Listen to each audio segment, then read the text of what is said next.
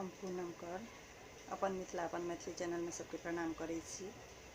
आई हम एकटा सामा खेल के गीत गा बजा रहल छी। नीक लागत तो गीत के लाइक करब, चैनल के सब्सक्राइब करब, कमेंट में जरूर लिखब केहन लागल।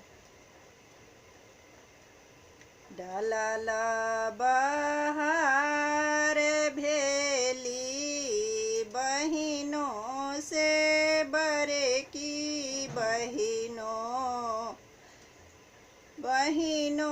से बरे की बहिनों, बड़का भैया ले डाला छीन।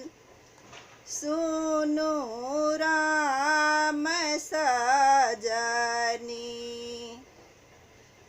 डालल बहार भेली बहिनों से बरे की बहिनों, बड़का भैया ले डाला छीन। सुनु राम सजनी, दुअर बैसल हूँ बाबायो बरईता, आह के बेटा ले डाला छीन। सुनु राम सजनी, दुअरे बैसल यहाँ बाबायो बरईता, अहुक बेटा ले डाला छीन। सुनु राम सजनी, कथिए के आहे बेटी डाला तो हर छाला, कथिए साजाल चारू कोर। सुनु राम सजनी, कथिए के आहे बेटी डाला तो हर छाला,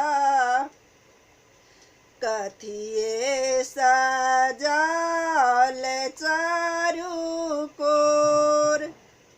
सुनु राम सजनी, काचाही बाँस केर डलबयो बाबा हमर, फूलबा सजल चारू कोर।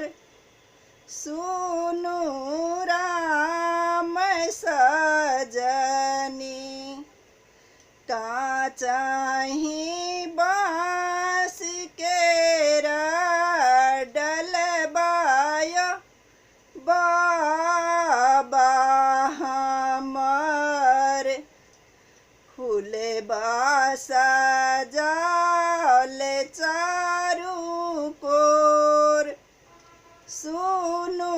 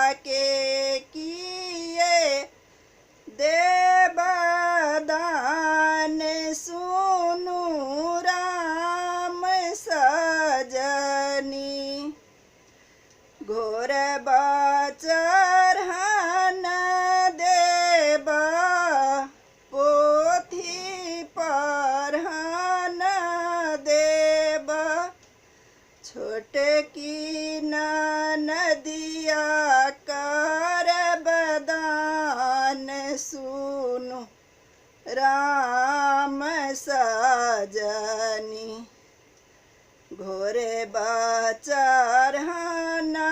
देबा पोथी पढ़ना देबा छोटे की नदिया देबा दान सुनु